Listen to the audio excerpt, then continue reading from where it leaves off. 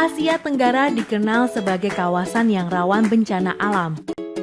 Dan beberapa dekade terakhir, bencana alam semakin sering terjadi. Selama kurun waktu 10 tahun, lebih dari 50% korban kematian akibat bencana alam di dunia terjadi di kawasan ASEAN. Sekitar 193 juta orang terkena dampak bencana alam. 191 juta orang harus mengungsi, serta kerugian mencapai 91 miliar US dollar.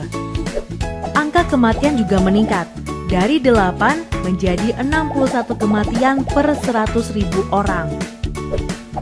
Untuk kamu ketahui, 10 negara anggota ASEAN telah memutuskan berbagai kebijakan untuk menghadapi bencana alam di kawasan Asia Tenggara. Kira-kira kebijakan apa aja sih yang diputuskan? Berikut di antaranya. Pertama, ASEAN telah membangun kerangka dan mekanisme kerjasama berbagai pemangku kepentingan di kawasan, baik sipil maupun militer melalui ASEAN Agreement on Disaster Management and Emergency Response yang berisi kesepakatan negara-negara ASEAN tentang aspek penanggulangan bencana.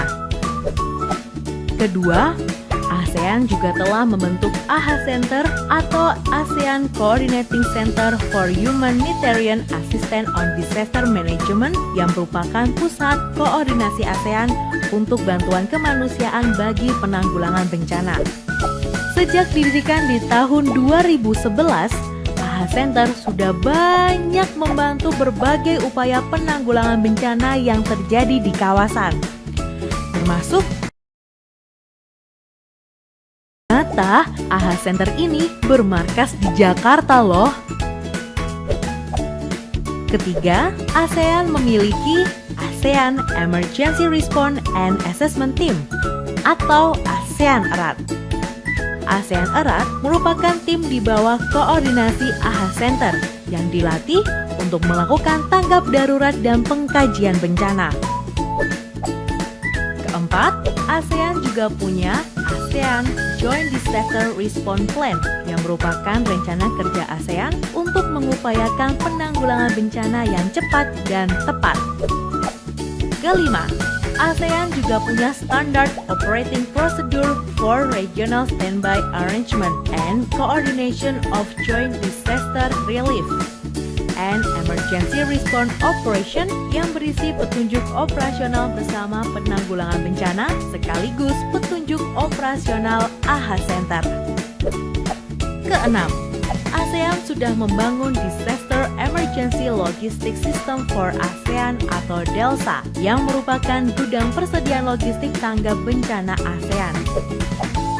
Dan yang terakhir, ASEAN juga melakukan pelatihan penanggulangan bencana secara reguler. Kebijakan-kebijakan ini sudah disepakati hingga tingkat paling tinggi loh. Tujuannya membangun kesiapsiagaan dan kemampuan bersama dalam menghadapi bencana alam dengan visi satu ASEAN, satu respons. Bencana alam memang tidak bisa kita hindari.